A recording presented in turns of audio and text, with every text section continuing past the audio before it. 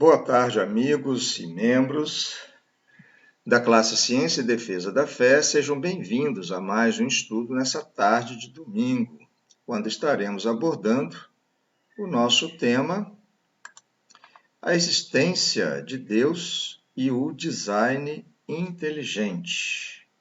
Vamos então começar lendo aqui o nosso texto, Colossenses 2,8, que diz: "Tende cuidado para que ninguém vos faça presa sua, por meio de filosofias e vãs sutilezas, segundo a tradição dos homens, segundo os rudimentos do mundo, e não segundo Cristo." O outro texto, que gostamos muito também, 2 Coríntios 10, 4 e 5, que diz: "Porque as armas da nossa milícia não são carnais, e sim poderosas em Deus para destruir fortalezas, anulando nós sofismas e toda altivez que se levante contra o conhecimento de Deus, e levando cativo todo pensamento à obediência a Cristo." Portanto, temos aí agora o título do nosso capítulo de hoje, que diz: "A origem da vida, acidente ou projeto inteligente?" E para isso, nós vamos orar. Obrigado, Senhor Deus, pela oportunidade de estarmos aqui para aprendermos um pouco mais a respeito da realidade da Tua palavra no tocante à beleza da criação da vida sobre a terra. Livra-nos do desemprego, da falência e desta enfermidade decorrente da pandemia que aterroriza e assola a humanidade atual, ceifando milhões de vidas pelo mundo afora. Nós te pedimos, Senhor, por aqueles nossos queridos amigos e irmãos que estão em seus leitos, nos hospitais, carecendo ali do tratamento, dos cuidados médicos. Nós te suplicamos que tu estejas ali, Senhor Deus, presente, com teu braço forte e com as tuas misericórdias, dando, Senhor Deus, orientação àqueles profissionais da saúde que estão ali tratando daquelas pessoas. Nós oramos no nome precioso de Jesus. Amém. Temos aí, então, a origem da vida, acidente ou projeto inteligente. O nosso texto básico de hoje se encontra em João 1, versículo 4, que diz assim: "A vida estava nele e a vida era a luz dos homens." Desde tempos imemoriais, diríamos assim, existiam especulações sobre a origem espontânea da vida. A ideia do suposto aparecimento repentino de seres vivos já era abordado lá pelos pré-socráticos da Grécia Antiga, e em relatos ainda mais antigos provenientes do Egito e de outras civilizações orientais ali primitivas. As pessoas acreditavam no surgimento acidental da vida, ou seja, que velhos celeiros de mantimentos, vejamos aqui, davam origem a ratos e baratas. Vejam só, que cobras, sapos e crocodilos eram gerados a partir do lodo dos rios. Não é assim? A gente, quando era criança, a gente até imaginava essas coisas, né? Olhando lá a natureza.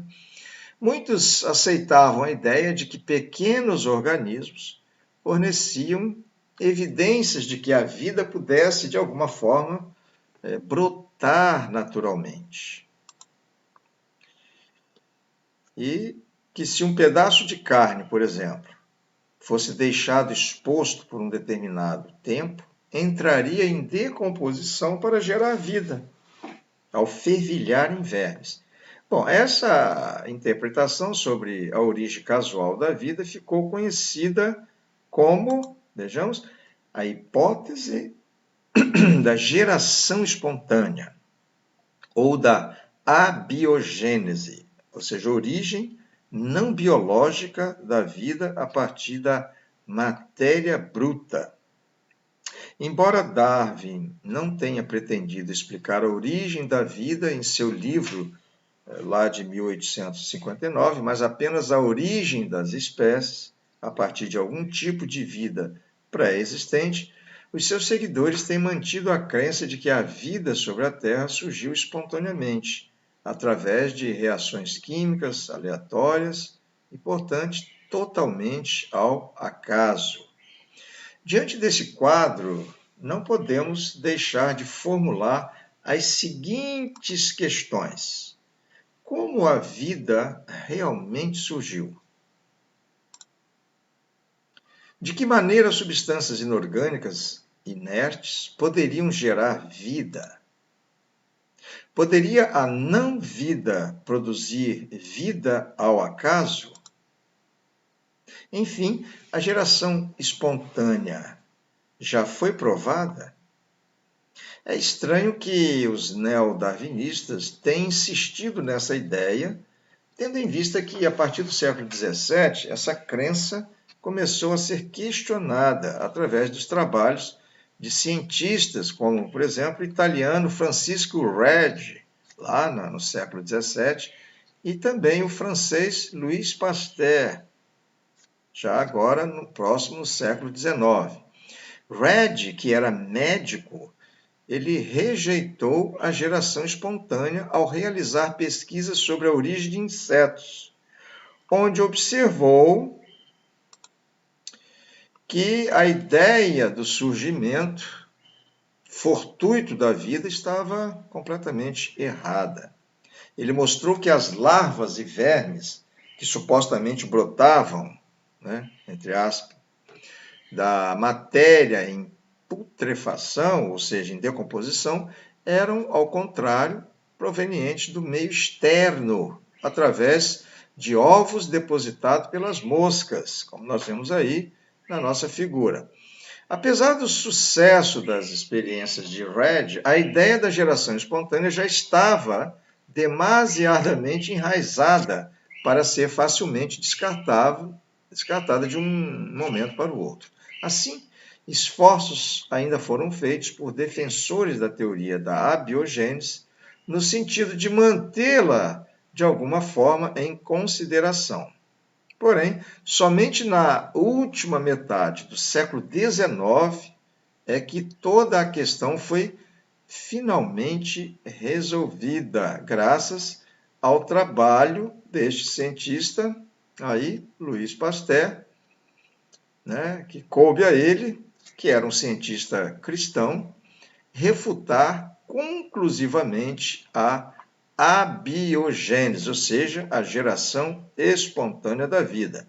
Pasteur apresentou o resultado de seus muitos anos de pesquisas em uma conferência na Sorbonne, lá na Universidade de Paris, e posteriormente também ele expôs e mostrou a sua experiência em praça pública. Em seu experimento, Pasteur utilizou 2 frascos, como vocês veem aqui. Deixa eu abrir um pouco mais a nossa imagem aqui. Ele utilizou 2 frascos, como aparece aqui. Um com gargalo reto, aqui, reto, e o outro com um gargalo curvo, curvo dobrado, dobradinho aqui, na forma de um pescoço de cisne, do cisne. Um caldo de nutrientes semelhante a uma sopa foi colocado em porções iguais dentro de cada frasco aqui. Um caldo ali de uma espécie de sopa, semelhante a uma sopa. Um material ali. Após fervido o caldo de cada frasco, visando matar qualquer substância viva que o líquido pudesse ter, né? Então foi fervido para que esses dois caldos aqui fossem esterilizados e deixados em repouso por vários dias em ambiente normal, expostos ao ar. Então, resumindo, esses caldos foram fervidos, né? Eles foram esterilizados e depois então eles foram colocados num ambiente normal, natural, abertos ali, as bocas desses gargalos, né, para que pudesse, né, entrar ali normalmente o ar. Então, posteriormente, Pasteur observou que o caldo do frasco de gargalo reto, esse aqui, ó, ele estava, depois de vários dias, né, de mais de uma semana, ele estava contaminado com o aparecimento de micro-organismo aqui dentro, olha aqui, ó. Ele estava contaminado. Micro-organismos que entraram ali, ó, ali pela a fenda ali daquele gargalo. E enquanto que o frasco aqui, ó, do gargalo curvo mantinha-se esterilizado, sem o surgimento de qualquer tipo de vida aqui dentro. Por quê? Porque não houve formação de micro-organismo nesse frasco curvo, pois a água que evaporou aqui, ó, do caldo, né, ela evapora quando ele foi aquecido, fervido, né, essa água evaporou, mas parte dela ficou retida aqui, ó, nas paredes do gargalo, que eu estou mostrando aqui, ó, né, nas paredes do gargalo, que funcionou como uma espécie de filtro de ar, retendo nele as bactérias e fungos que vieram do ambiente externo, né, sem entrar em contato com esse caldo aqui. O contrário aconteceu nesse frasco da esquerda, né, que o gargalo ali era reto e os micro-organismos acabaram passando ali e contaminando o caldo. Aqui não houve essa possibilidade, né, por causa dessa curvatura aqui, ó, né, do gargalo, tá certo? Muito bem. Então, os micro-organismos que conseguiram penetrar no frasco de gargalo reto aqui, ó, eles infectaram esse caldo aqui. Pasteur, então, ele argumentou que caso a geração espontânea fosse um fato concreto, o caldo no frasco de gargalo curvo, aqui desse da direita, teria se infectado, porque micro-organismos teriam sido gerados aqui dentro espontaneamente. E isso não ocorreu, mostrando que essa contaminação se dava por material externo e não interno aqui do caldo. Mas o frasco do gargalo curvo não foi contaminado, o que indica que somente organismos vivos podem gerar organismos vivos. Então vamos lá? Somente organismos vivos, né, como aqui nesse da esquerda, pode gerar organismos vivos aqui dentro. Do lado direito, não. Esse brilhante trabalho de Pasteur constitui a base para a formulação de uma das leis mais bem estabelecidas da ciência, ok?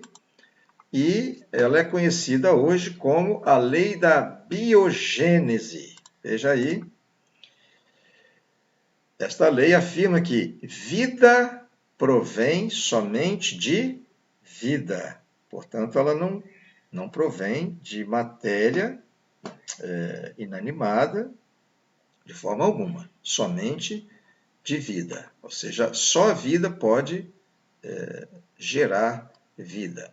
Dessa forma, caía definitivamente o mito da geração espontânea da vida através da matéria inerte. Entretanto, apesar de ter sido inquestionavelmente refutada pela ciência, a ideia da geração espontânea, pasmem, continua sendo compartilhada e aceita lamentavelmente, por grande parte dos cientistas, a despeito do amplo conhecimento que se tem na atualidade do quão uma célula retrata uma verdadeira obra de engenharia com uma sofisticada engrenagem sincronizada de altíssimo padrão e utilidade, informação e complexidade e perfeição. Esta realidade é melhor compreendida pelas vias da razão e da lógica do criacionismo bíblico. Nós temos falado aqui, mediante as evidências de uma criação inteligente e proposital, ao contrário dos improváveis mecanismos naturais e fortuitos sugeridos pelos materialistas. Ok? Vejamos aí mais uma figura aí. Cerca de 60 anos após a bem-sucedida experiência de Pasteur, os materialistas voltaram a insistir na narrativa da geração espontânea. Veja só. O bioquímico russo Alexander Oparin, olha ele aqui, ele viveu lá no século, lá pelos idos, de 1894 até 1980, agora recentemente, ele insistia em ressuscitar o já refutado mito da geração espontânea, publicando em seu livro A Origem da Vida na Terra, que é a Origem da Vida na Terra, de 1924. Um modelo teórico de evolução da vida com base em escritos de Charles Darwin, de 1871, ou seja, após a publicação do seu famoso livro, onde sugeria a organização dos componentes certos para formar uma célula viva no fundo de um lago. Expandindo as ideias de Darwin, Oparin teorizou que as condições da Terra pré-biótica, ou seja, sem vida, há supostamente, digamos, de 3 a 4 bilhões de anos, fossem diferentes das condições atuais e que a vida na Terra teria se originado gradualmente desde uma química simples até o surgimento de uma célula viva. Oparin, ele especulava que a vida na Terra teria se originado a partir de moléculas orgânicas formadas na atmosfera primordial e depois deslocadas para os oceanos primitivos, combinando-se com substâncias inorgânicas. Veja aí, ele sugeriu que a atmosfera primitiva da Terra fosse redutora, ou seja, era composta apenas de metano, amônia, hidrogênio e vapor de água, sendo desprovida de oxigênio livre. Ele imaginou que a alta temperatura da Terra e a ocorrência de descargas elétricas na atmosfera pudessem agir de alguma forma, provocando reações químicas entre os elementos. Ele acreditava que essas reações dariam origem a aminoácidos, que se agrupariam em longas cadeias formadoras de proteínas, que são indispensáveis à vida. Mais à frente nós vamos ver um vídeo que vai falar sobre essa criação de aminoácidos aí, que está muito longe, desses aminoácidos de forma fortuita, compor ali, gerar ali as proteínas, que vão ser a matéria-prima ali das células.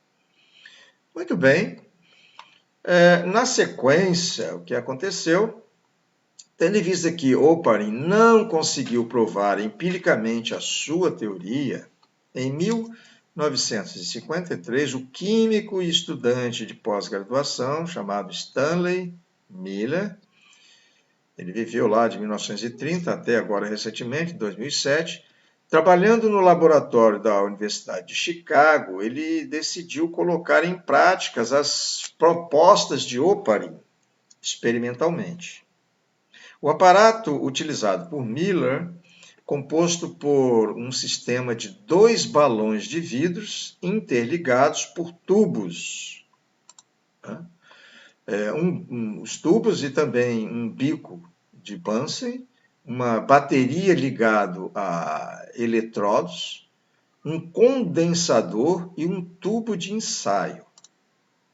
Veja bem como é esse aparato. Isto simbolizou, ou simbolizava a Terra primitiva idealizada por Oparin.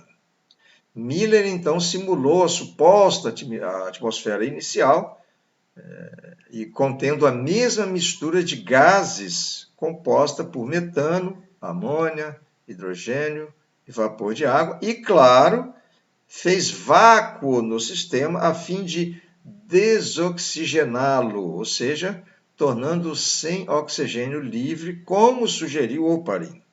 Isto porque o oxigênio livre, se é que aconteceu isso lá no passado, não permitiria a formação dessas moléculas, que seriam as moléculas da vida, elas seriam completamente destruídas em pouco tempo, se houvesse, então, esse oxigênio livre ali. Muito bem, então, ao final, após a condensação do material, Miller encontrou, deixa eu ver aqui, ele simulou então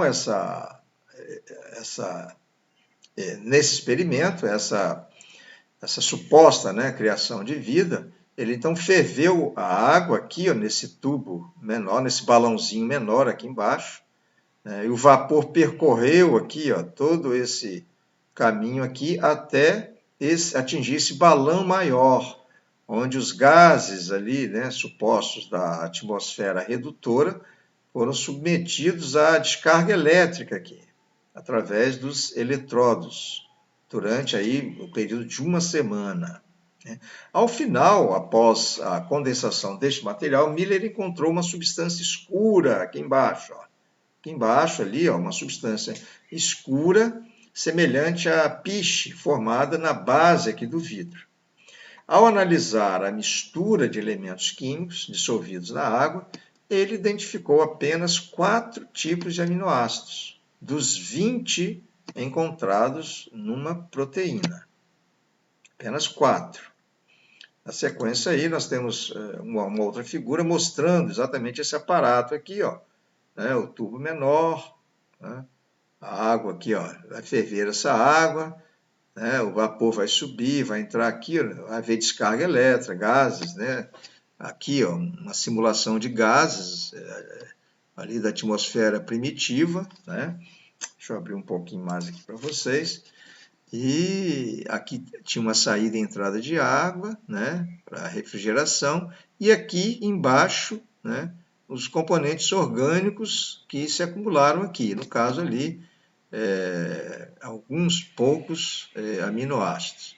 O experimento de Miller, então, foi considerado ineficiente, pois ele não usou os gases corretos, omitindo principalmente o oxigênio, que, se fosse considerado ali, destruiria completamente as moléculas necessárias, como eu falei, para a vida na Terra primitiva. Ok? Então, seria mesmo a Terra primitiva, nós perguntamos, constituída desses componentes químicos? Devemos observar nesse ponto que Oparin e Miller não tinham nenhuma prova concreta de que a antiga atmosfera da Terra fosse composta por essas substâncias. E mesmo assim, não se conseguiu criar nenhuma vida ali no laboratório. Apenas os tijolinhos ali, poucos tijolos do que seria, por exemplo, uma catedral magnífica, belíssima, que seria a célula.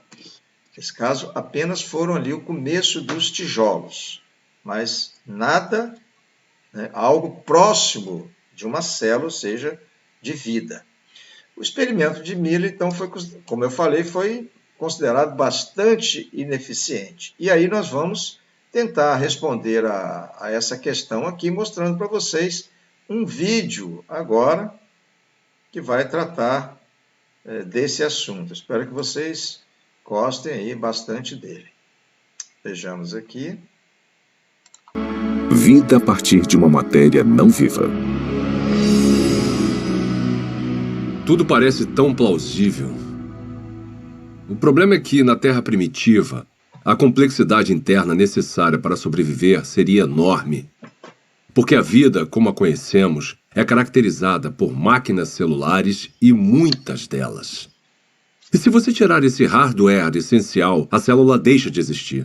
Porque chega um momento em que ela não consegue se simplificar mais e ainda existir. Uma simplificação maior seria a morte.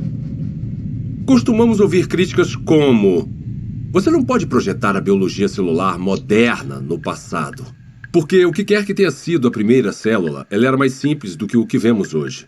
Tudo bem, eu posso entender isso como uma premissa. Descreva então a primeira célula. Membrana celular.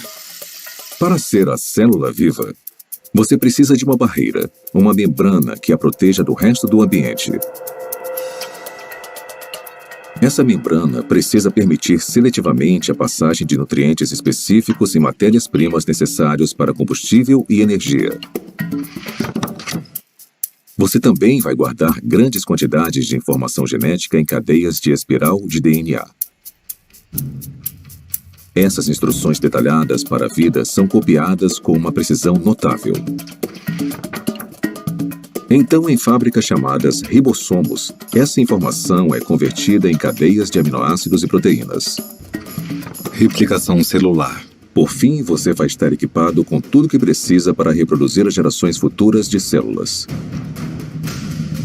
Essas funções básicas são realizadas por todos os seres vivos. São, de certa forma, características do que significa estar vivo. Então, seja uma célula do passado, ou uma célula bem simples, ou uma célula mais complicada de hoje em dia, não faz diferença, ela vai precisar realizar essas funções. Grande parte dos químicos acredita, assim como eu, que a vida surgiu espontaneamente, a partir da mistura de moléculas na Terra prebiótica. Como? Eu nem imagino. George Whiteside, químico, Universidade Harvard. Apesar dos assombrosos obstáculos, a noção de que componentes químicos básicos se organizaram para formar uma célula viva é sugerida no mínimo 150 anos. Em 1871, Charles Darwin escreveu uma carta na qual descreveu um pequeno lago morno com todos os componentes químicos certos para criar a vida. Meio século depois, o bioquímico russo Alexander Oparin expandiu as ideias de Darwin. Em seu livro A Origem da Vida, ele teorizou sobre uma sopa primordial e uma progressão gradual de uma química simples até uma célula viva. Então, em 1952, essa hipótese foi testada. Stanley Miller, um aluno de pós-graduação da Universidade de Chicago, tentou determinar se uma química simples poderia produzir componentes reais de vida. O jovem cientista construiu um equipamento de vidro para simular o ciclo de água antigo e o encheu com uma mistura de gases que supostamente compunham a atmosfera da Terra primitiva. Miller aqueceu os componentes e atingiu os gases com descargas elétricas. Faíscas elétricas para desencadear uma reação. Poucos dias depois, um lodo parecido com piche se formou no vidro. Nele, Miller identificou 4 dos 20 aminoácidos encontrados em proteínas. Pela primeira vez, sob condições supostamente naturais, moléculas cruciais para a vida foram geradas a partir de matéria e energia. Houve muito alvoroço quando o experimento de Miller foi publicado pela primeira vez, porque parecia ser fácil conseguir os componentes dos seres vivos. E se era fácil conseguir os componentes, talvez não fosse tão difícil transformar esses componentes químicos nas primeiras células vivas. Apesar de sua premissa ser inovadora, o experimento de Stanley Miller logo foi considerado muito falho, pois ele não havia usado os gases corretos, negligenciando o nitrogênio, o dióxido de carbono e o oxigênio, que teriam destruído as moléculas necessárias para a vida na Terra primitiva. Mas apesar dos erros, o trabalho de Miller inspirou outras tentativas de recriar as condições pré-bióticas. Hoje, após décadas de investigações, a esperança de se encontrar uma solução de forma simples e clara já não existe mais. Mesmo assim, as pesquisas sobre a origem da vida continuam por todo o mundo. Sua hipótese essencial de que as células vivas surgiram através da química natural agora é conhecida como evolução química. A evolução química vem com muita bagagem, e se você for levá-la a sério como uma explicação para a origem da vida, com certeza você também precisa levar a sério certas propriedades fundamentais da biologia.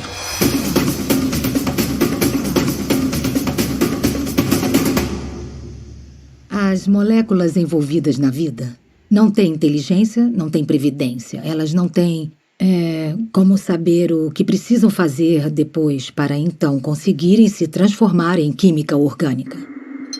Se eu colocar aminoácidos em um tubo de ensaio no meu laboratório, mesmo se eu esquentar e misturar muito bem, e fizer isso por 100 anos, 1000 anos, 10.000 anos ou 1 milhão de anos, nada aconteceria. Aminoácidos, nucleotídeos, lipídios.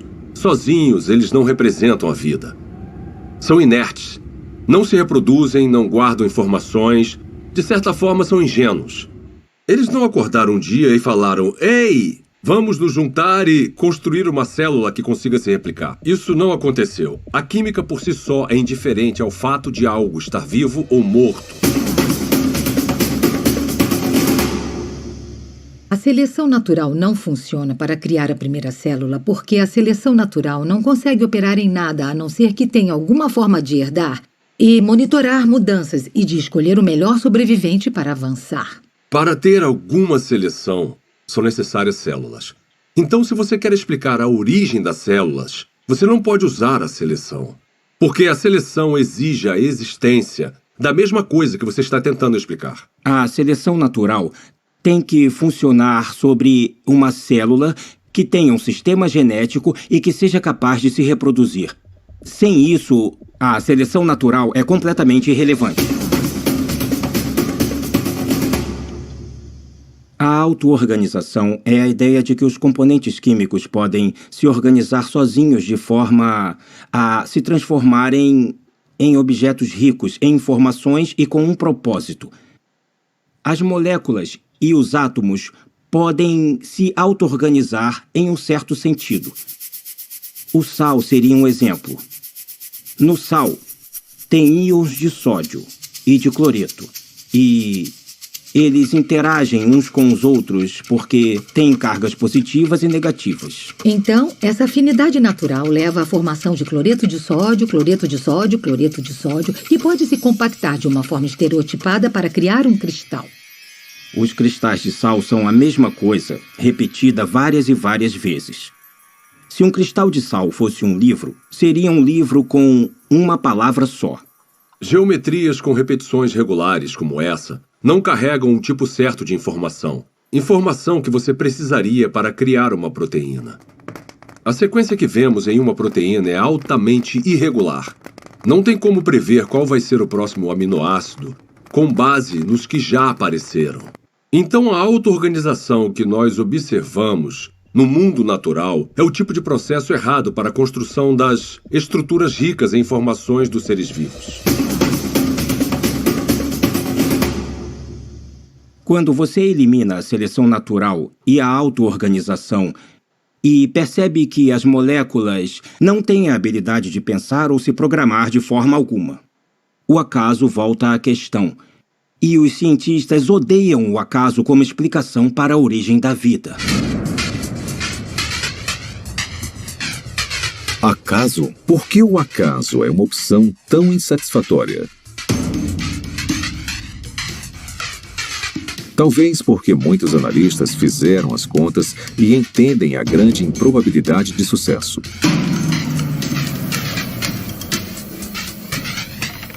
O acaso é definido como o elemento desconhecido e imprevisível em qualquer evento que não tenha um motivo atribuível ou orientação de uma lei natural ou de um agente inteligente. Desde o século XVII, uma ferramenta foi utilizada constantemente para prever o resultado de tais eventos. Se chama probabilidade matemática.